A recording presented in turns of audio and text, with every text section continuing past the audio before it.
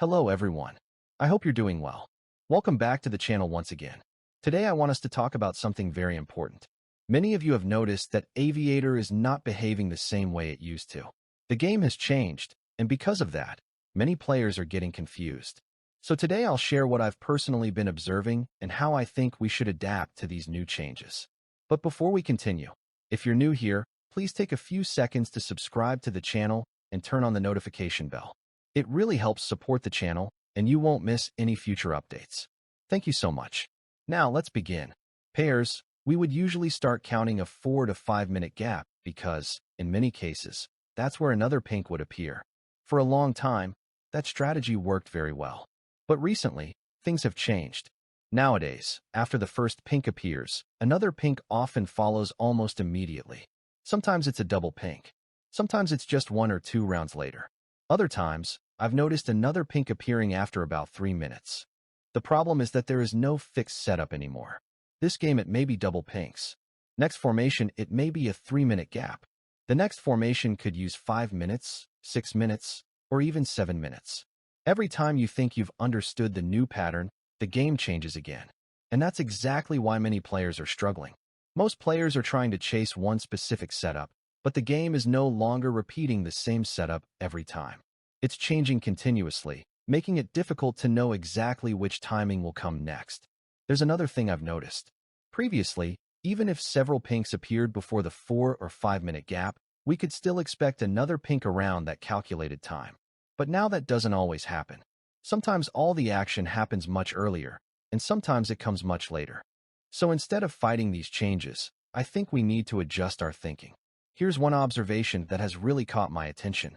I've noticed that the first 10 to 15 minutes after a new pink formation begins are becoming very active. Within that short period, I've seen 6, 7, 8, even 10 pinks appear. Just imagine that.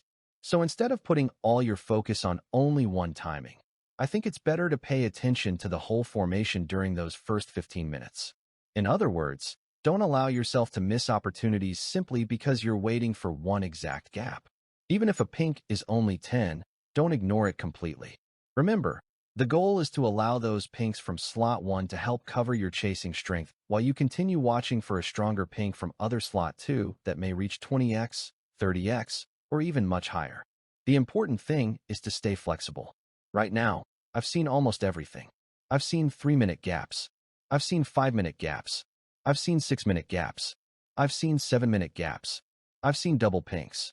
I've even seen pinks arriving back to back. Everything seems much more random now. Think about it.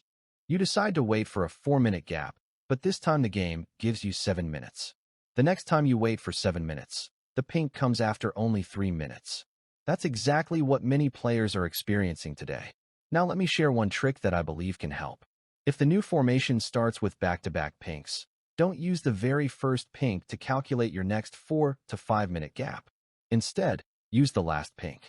From what I've observed, many players get confused because they keep counting from the first pink, while the game seems to reset the timing after the latest pink in that opening sequence. I think that's one small adjustment that is worth studying. Of course, continue observing the game for yourself because patterns can always change over time. If you'd like to learn more about splitter gaps, how to identify the real beginning of a new pink formation, and how I study these formations in greater detail, I also have classes where I explain everything step by step. Before I end this video, let me make one thing very clear because I don't want anyone to misunderstand what I'm saying. I'm not saying that the 4 and 5-minute gap has stopped working. That's not what I mean. What I'm saying is that the game has become much more mixed than before. Sometimes the 4 or 5-minute gap appears once, sometimes twice, and then suddenly the setup changes completely. One moment it's double pinks, then it's a 3-minute gap, then 6 minutes, then 7 minutes. Everything is mixed together.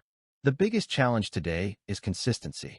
Without consistency, it becomes much more difficult to stay in the game effectively because every time you think you've found the current setup, it changes again. That's why, in my previous videos, I said something that I still believe today. Pattern mastering remains one of the most consistent topics to learn. Timing gaps may change, but the way formations and repeating patterns behave is something you can continue studying. Instead of depending on only one timing gap, learn how to read the overall pattern. that can help you avoid unnecessary chasing and make better decisions based on what the formation is actually doing. Another exciting update is our latest pink trick class. In this class, we're also covering what I call the miracle numbers, special numbers that I've been studying because they often appear before stronger pink multipliers. If you'd like to learn more about pattern mastering, splitter gaps, the latest pink trick, and the miracle numbers, you can join my YouTube membership or enroll in one of my classes for more detailed lessons. Thank you so much for watching. If you enjoyed this video, don't forget to like, subscribe, and share your own observations in the comments. I always enjoy reading what you've been noticing as the game continues to evolve. Take care, and I'll see you in the next video. I'd really love to hear your observations too.